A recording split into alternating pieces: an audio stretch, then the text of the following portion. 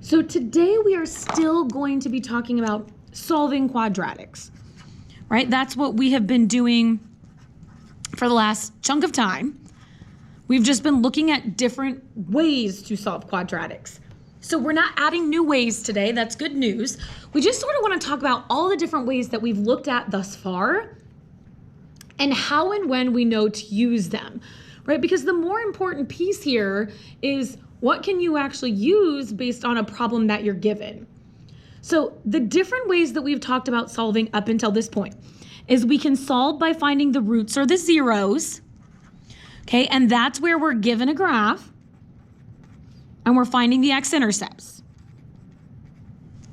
Just a graph, not graphs.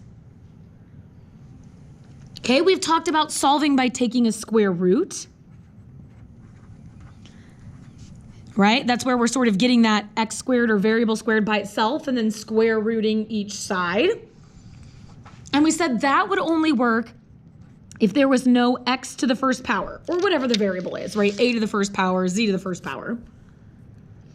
We have talked about solving by factoring. And one of the specific things that we pointed out is if we were going to solve by factoring, that the problem had to be factorable. Okay, so that's where we set it equal to 0, but the problem had to be something we can factor. Not sure factorable is a word, but it's going to be now.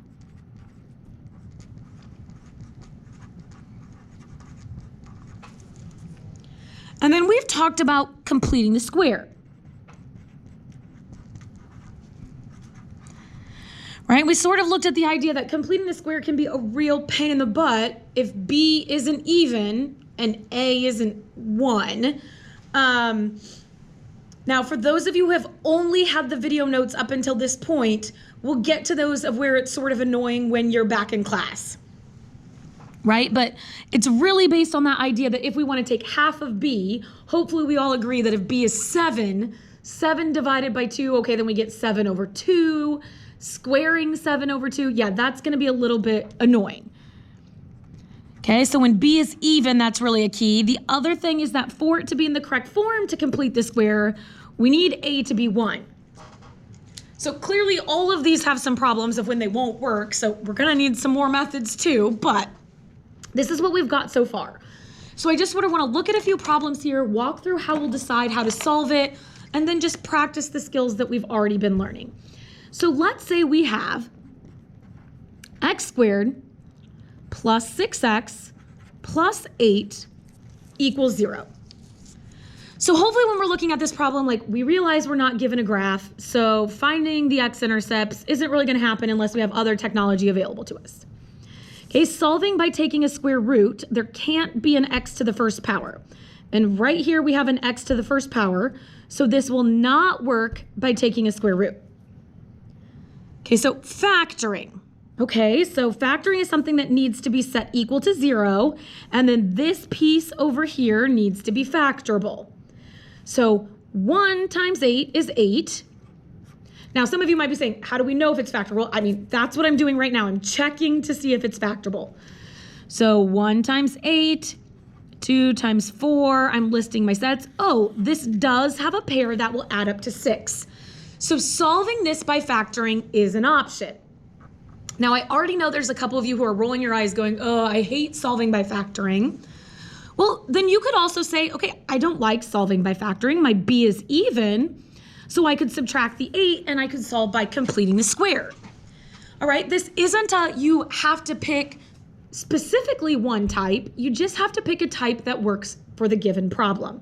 So in this specific situation, because it's factorable, I'm going to pick factoring on this one just so we can look at some different forms.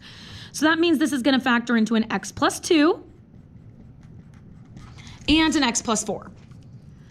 Right, so I now have x plus 2 times x plus 4 equals 0, and I can now set both of those equal to 0. Okay, we'll then solve those both. And so we will get answers of x equals -2 and x equals -4. So x is -2 and 4. Okay. Let's say we were given x squared plus 5x equals 0. Again, we don't have a graph, so that sort of throws out finding the x-intercepts.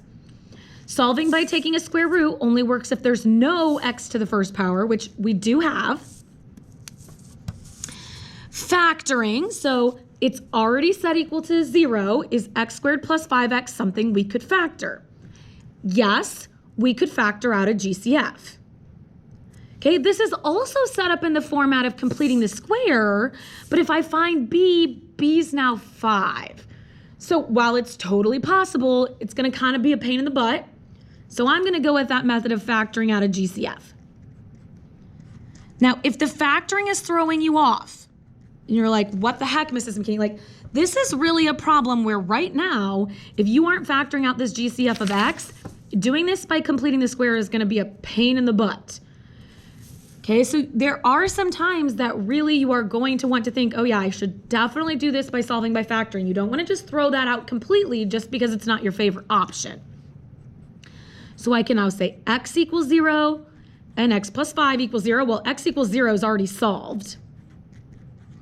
All right, so I'll get x equals 0 and x equals negative 5. Okay, so moving right along, we're gonna look at 2 more here. Let's say we have something like x squared minus 9 equals 0. Again, no picture, no graph, so we're not gonna go that route. Okay, solving by taking a square root says no x to the first power. This problem does not have an x to the first power, so we could solve this by taking a square root. Now you might already also though be looking at it and go, oh, I totally would have solved this by factoring and saw a special case of x plus 3 and x minus 3. That's totally fine. You could do that as a special case as well. This is not in the form x squared plus bx, so this is not in the form to use completing the square. Now I'm gonna do solve by taking a square root on this one just because we haven't looked at one of those yet. Okay, but you should get the exact same answer no matter what other method you might choose as long as it's correct. So if you did solving by factoring, you'd be fine. Right, then we'll undo an exponent of 2 by square rooting each side. Now don't forget, right, we added that square root, so we really get an answer of plus or minus 3, right? It's that idea that that square root inverse is the absolute value, which means it could be a positive or it could be a negative because they both have the same value. Okay, so we have x is 3 and x is negative 3. Now, whether you write your answer this way or this way, it's fine. I'm just making sure we really know that there are 2 answers there. Okay, then last problem we are going to look at, let's say we are given x squared plus 4x minus 8 equals 0. Again, no graph. I'm not doing any of those guys, right? Those are simple x-intercepts. Can't do solving by taking a square root because we have an x to the first power. Factoring, okay, we just have to check. So 1 times 8 is 8. 1 and 8. 2 and 4. Even if I consider a negative, right, nothing's gonna add up to 4. So this problem is not capable to be solved by factor. It's not factorable, so I can't do factoring. So that leaves me with completing the square. So to complete the square, I need it to be set equal to the constant. So I need to move this 8 over. All right, so I'll have x squared plus 4x equals 8. So then completing the square, I'm finding b, which is 4. Taking half of it, which is 2. I'm squaring it, which is 4. So I'm now going to add this 4 to each side. Okay, so we'll have x squared plus 4x plus 4 equals 12. I'm now going to factor my left-hand side. So, right, this will factor into a binomial squared where I'm using the middle number, so x plus 2. We are then going to square root each side. So x plus 2 squared, square rooted, gives us x plus 2. Now, 12 isn't a perfect square, so now I'm just at plus or minus the square root of 12. So I'm going to have to prime factor this 12 and get it simplified, right? So a 2, and a 3. So I'll get plus or minus 2 square root 3. And I'm also, undoing my addition with subtraction. I'm kind of just putting that in one step. So we'll get x equals plus or minus 2 square root 3, all minus 2.